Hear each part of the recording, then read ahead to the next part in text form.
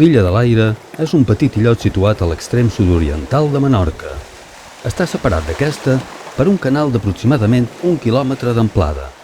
La seva superfície és d'unes 35 hectàrees i la vegetació està molt adaptada a la salinitat i a les dures inclemències meteorològiques.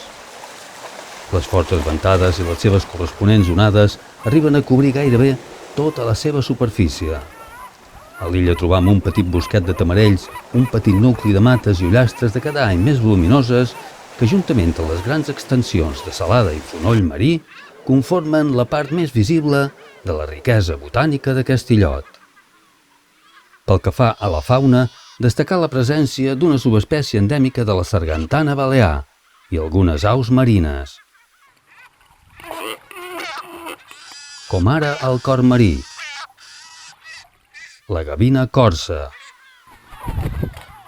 el marineret, la més petita de les aus marines, la baldritja grossa i la baldritja balear, endèmica de les Illes Balears i en greu perill d'extinció. Però pel que més destaca l'illa és com a punt importantíssim per la migració d'ocells, un lloc tranquil on poden aturar-se a descansar i alimentar-se, i al mateix temps un indret estratègic pel seu estudi. Aquesta campanya d'estudi és una campanya internacional que va començar a Itàlia a la dècada dels 80. S'anomena Piccole Isole, que significa petites illes, que de fet era un dels principals objectius en el seu inici. Estudiar la importància de les petites illes que els ocells migradors troben quan travessen el Mediterrani com a punts de supervivència i de salvament per ells.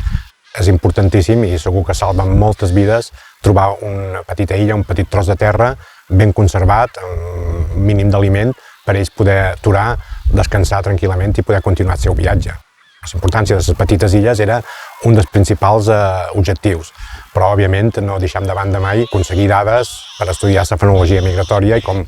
s'ha comentat altres vegades, amb aquestes dades preses de forma rigorosa, de forma estandarditzada cada any, durant tots els anys, a tots els llocs, ens permet poder comparar dades d'una illa a una altra i també comparar dades més antigues amb les més modernes, per així poder veure aquests canvis fenològics que estan produint i després decidir o opinar a veure si aquests canvis són produïts per canvi climàtic, com nosaltres pensam que és, o per altres factors que podrien afectar la migració dels ocells.